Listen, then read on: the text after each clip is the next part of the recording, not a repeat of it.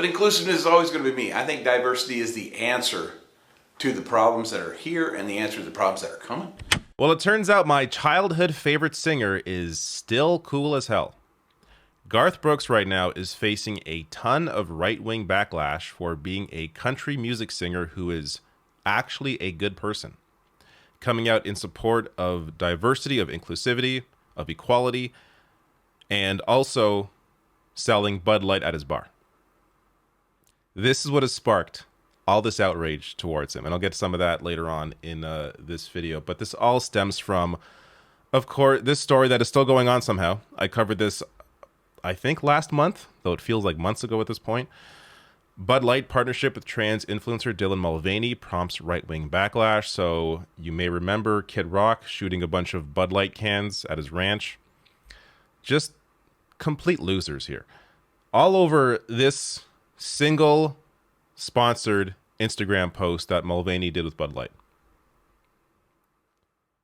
I gotta be honest, and I said it in the video when I first covered this, I didn't even know who Dylan Mulvaney was till this story popped up. So the right has made Dylan Mulvaney into a bigger star than she originally was.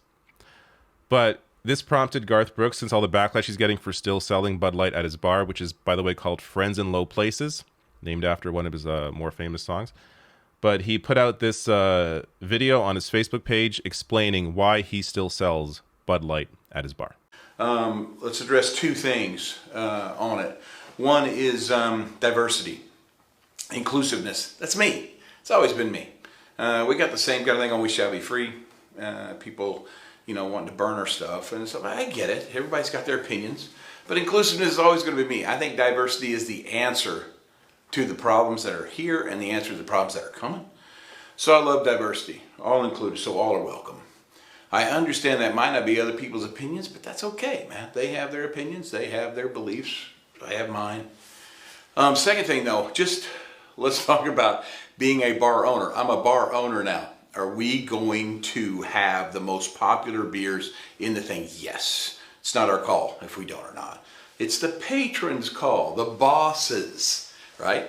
Bring them in there. If they don't want it, then I got to go to the distributor and say, hey man, your stuff's not selling. And then the action gets taken, right? But the truth is, it's those people in those seats that make those decisions. And that's what Friends in Low Places is going to be. So here's the deal, man. If you want to come to Friends in Low Places, come in. But come in with love. Come in with tolerance, patience. Come in with an open mind. And it's cool. And if you're one of those people that just can't do that, I get it. If you ever are one of those people that want to try it, come. Let's go have some fun, okay? So I don't know how to explain it any better than that, other than what was just said. All right, so I'm going to get some history on Garth Brooks, which helps to explain for anyone who has not been paying attention that this is not at all surprising for Garth. He has been like this his entire career. He has been very open to, progressive even, to his detriment for his career. So I'll get to that in a minute.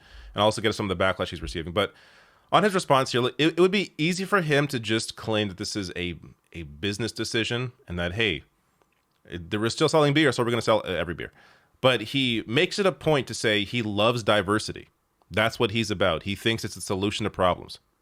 He didn't have to do that, but he did because he isn't a moron, because he's actually a good person.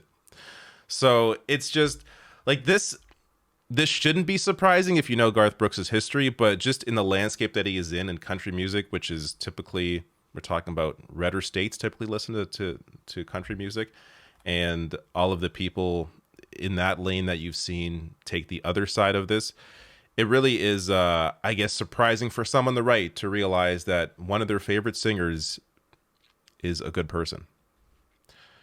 Let me get to some of the backlash. So NBC covered this. Here's this reporter discussing some of the backlash. And then I'll get to a prominent politician who tweeted about this, a Republican, and what he said. The backlash that Garth Brooks is seeing right now has been pretty harsh online. I actually just looked at his social media pages right before you came to me, and the backlash has gotten even more intense. People saying that they're just done with him, people saying that they may even burn the merchandise they do have from him, certainly saying they're not going to buy anymore. One person even posting a picture of what appeared to be vomit on Garth Brooks' Facebook page. So some disturbing stuff, but not all that surprising. You mentioned the trans influencer Dylan Mulvaney who sort of started this whole Bud Light backlash from Pride, who has faced even more than what Garth Brooks is facing right now. From this, we've also seen backlash against Target, even Cracker Barrel now facing backlash online from people who are upset for multiple reasons about the situation for Pride Month, which, by the way, is nothing new, Howie.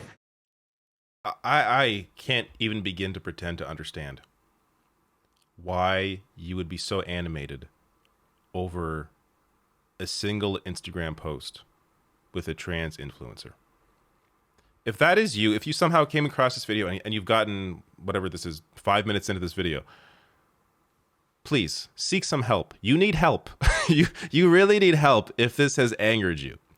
Now, some history on, actually, before I get to history on Garth Brooks, Matt Gaetz, Republican Congressman Matt Gaetz, tweeted about this, of course, criticizing Garth Brooks. Here's what he said. I'm sure glad we have Garth Brooks to tell us who is and isn't an asshole. Question, though, does it make someone an asshole if they cheat on their spouse, write a song about it with their paramour, and then publish the duet with that very paramour? Or does that make for a good person, righteous in their moral preening? Songs about relationships, not a new thing. Songs about cheating, not a new thing.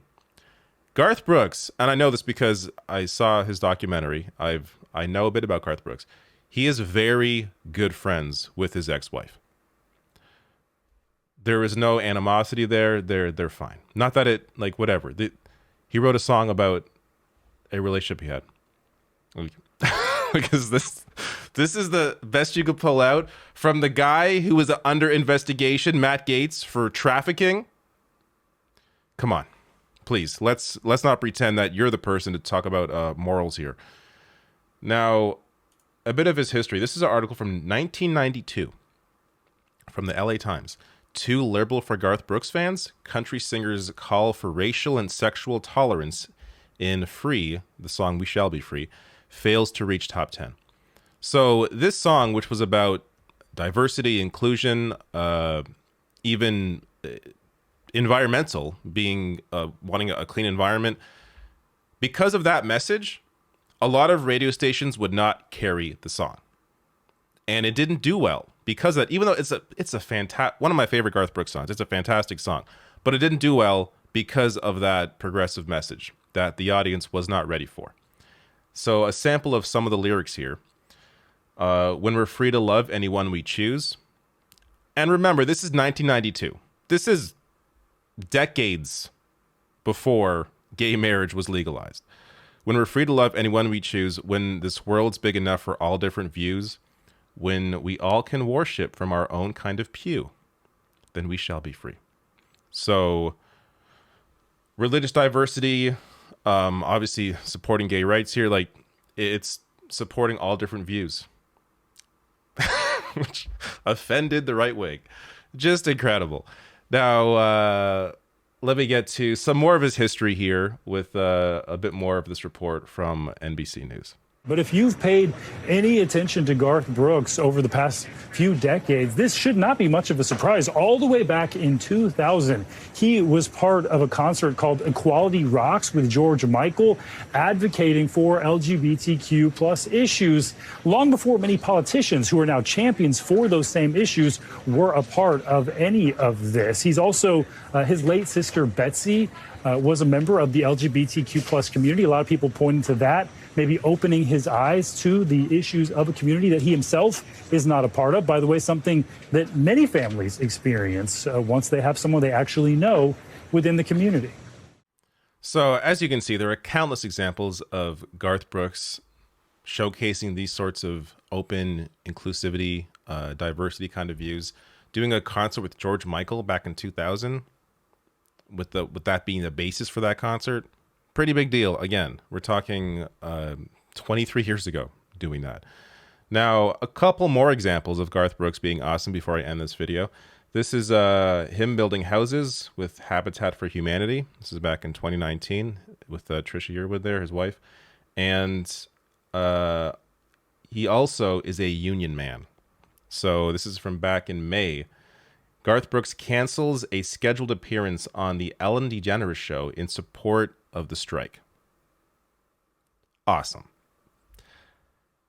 This I didn't know about Garth Brooks, that he will not cross a picket line. Really good to see. So this is the kind of light that country music needs. If it's going to have some legs, if you want to be able to, I don't know, grow an audience and not just fall into irrelevancy, just be a good person. Just be inclusive. Just be open. Now, Garth Brooks isn't the only country music singer like this. I know there are a couple others, but I would say he's one of the more vocal and open ones about it. And he doesn't care because this is how he feels, and he's going to let you know.